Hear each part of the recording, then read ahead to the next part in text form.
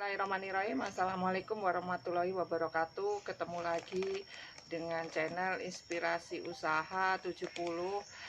Pada kesempatan kali ini saya akan berbagi pengalaman tentang bagaimana pemupukan awal jahe-jahe kita yang sudah kita tanam, kemudian bagaimana pencegahan terhadap penyakitnya dan penanganan terhadap jahe yang terserang penyakit. Silakan simak videonya. Bagi sahabat-sahabat sekalian, anak-anakku SMP khususnya, siswa-siswi pada umumnya, rekan-rekan sekalian, sahabat YouTube dimanapun berada, terutama para petani jahe yang ada di seluruh Indonesia. Simak video saya kali ini. Saya akan berbagi pengalaman ini bagi rekan-rekan yang belum mampir atau yang baru mampir ke channel saya. Silahkan like, komen, subscribe, dan bunyikan lonceng untuk mengikuti konten-konten saya selanjutnya.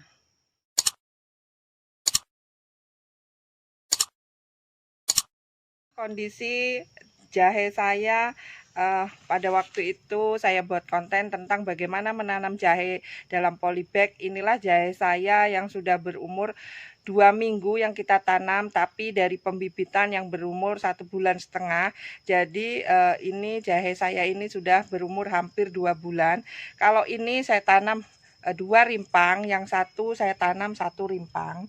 Satu polybag hanya 1 rimpang, sedangkan yang ini adalah 2 rimpang. Kekuningan pada jahe itu karena kekurangan nitrogen. Unsur yang paling banyak dibutuhkan jahe adalah menghasilkan rimpang yang besar. Jadi yang dibutuhkan adalah unsur fosfor dan kalium dalam menghasilkan jahe yang atau rimpang jahe yang besar. Pemupukan bisa diberikan dengan bahan-bahan organik. Pada kesempatan kali ini, karena saya menanam jahe di polybag yang butuh perawatan khusus, pemupukannya ini saya lakukan dengan melarutkan pupuk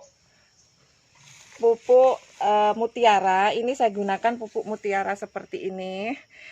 Ini saya gunakan pupuk mutiara dalam pemupukan pertama, karena dalam pupuk mutiara ini sudah banyak mengandung unsur yang dibutuhkan oleh jahe seperti kalium, fosfor untuk pembesaran jahenya. Kemudian ini saya larutkan ke dalam air kira-kira 2 gayung. Ini 2 gayung. Ini 2 gayung. Saya larutkan seperti ini.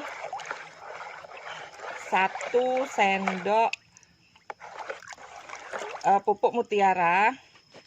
Ini 1 gayung. Kalau 2 gayung berarti itu saya memerlukan kira-kira 2 sendok pupuk mutiara. Ini 2 gayung.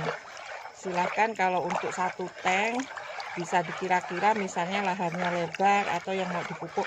Kalau 2 gayung ini sudah bisa dipakai untuk beberapa polybag. Setelah dilarutkan seperti ini positif larut ya, para sahabat tani, khususnya petani jahe dimanapun Anda berada.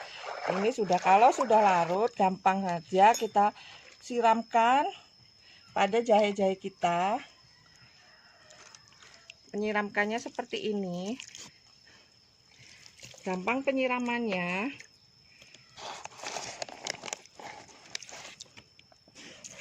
Kalau sudah hampir berumur 2 bulan, ini sudah mulai kita pupuk. Ini kan bisa dipakai untuk beberapa polybag. Kenapa tidak kita taburkan? Tidak kita taburkan seperti kalau di lahan, silahkan ditaburkan, nggak apa-apa. Tapi kalau di polybag nanti akan penyerapannya akan berbeda. Dia akan menggumpal-gumpal dan tidak rata. Kalau disiramkan atau dicairkan menggunakan air, ini akan rata. Nah, ini para petani jahe, khususnya yang menanam jahe di polybag. Silakan untuk dosis yang menanam jahe di lahan, silakan dosisnya dikira-kira. Kalau ini tadi kira-kira 2 gayung besar, saya gunakan 2 sendok pupuk mutiara. Setelah seperti ini, untuk rekan-rekan sekalian, untuk pencegahan dari penyakit, untuk pencegahan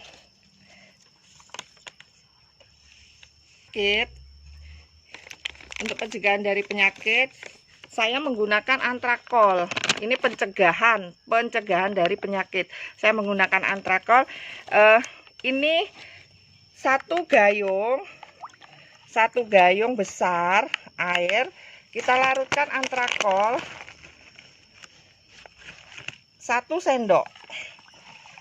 Kita larutkan antrakol itu 1 sendok.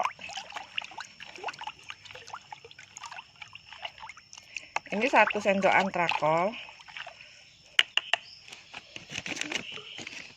Kemudian kita masukkan ke dalam alat penyemprot. Boleh menggunakan tank kalau lahannya itu lebar, tetapi ini karena saya menanam di polybag, saya hanya menggunakan semprotan kecil. Dimasukkan ke ini, nggak penuh ya rekan-rekan sekalian, khususnya sahabat tani jahe yang ada di Indonesia. Setelah itu kita tutup.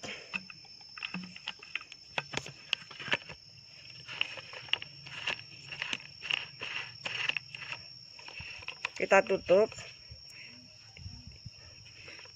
tutup. Kemudian untuk pencegahannya menggunakan antrakol gampang.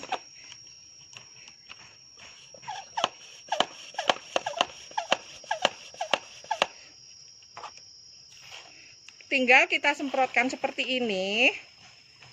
Ini untuk pencegahan penyakitnya dengan menggunakan antrakol agar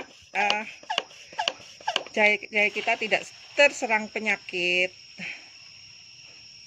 jamur daun misalnya. Ini ya, ini kita semprotkan seperti ini.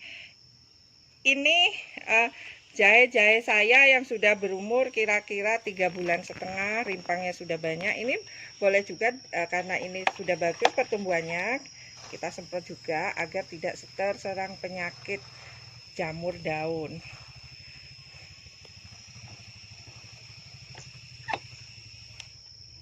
Seperti ini kita biarkan. Kemudian apabila tanaman kita terlanjur terserang penyakit seperti ini, rekan-rekan para sahabat tani jahe khususnya yang ada di Indonesia, ini sudah terserang penyakit yaitu bercak daun yang seperti ini. Ini sama seperti tadi, sebenarnya hanya yang kita pakai bukan antrakol, yaitu detain.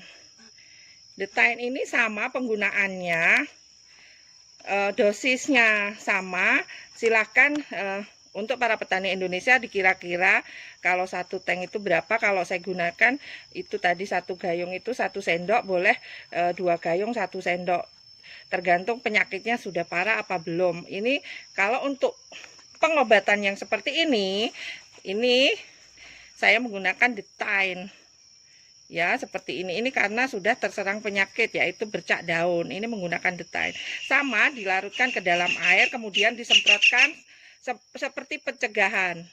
Hanya bedanya kalau untuk pengobatannya saya menggunakan detain. Demikianlah berbagi pengalaman saya. Mudah-mudahan bermanfaat buat kita semua. Jangan takut gagal, silahkan mencoba. Mari kita bertanam, walaupun kita tidak punya lahan yang lebar, tetapi kita bisa memanfaatkan lahan kita yang ada, atau bisa menanam di polybag ataupun di dalam karung. Hanya kita harus merawat tanaman-tanaman yang kita tanam semaksimal mungkin. Demikian saya akhiri. Wassalamualaikum warahmatullahi wabarakatuh.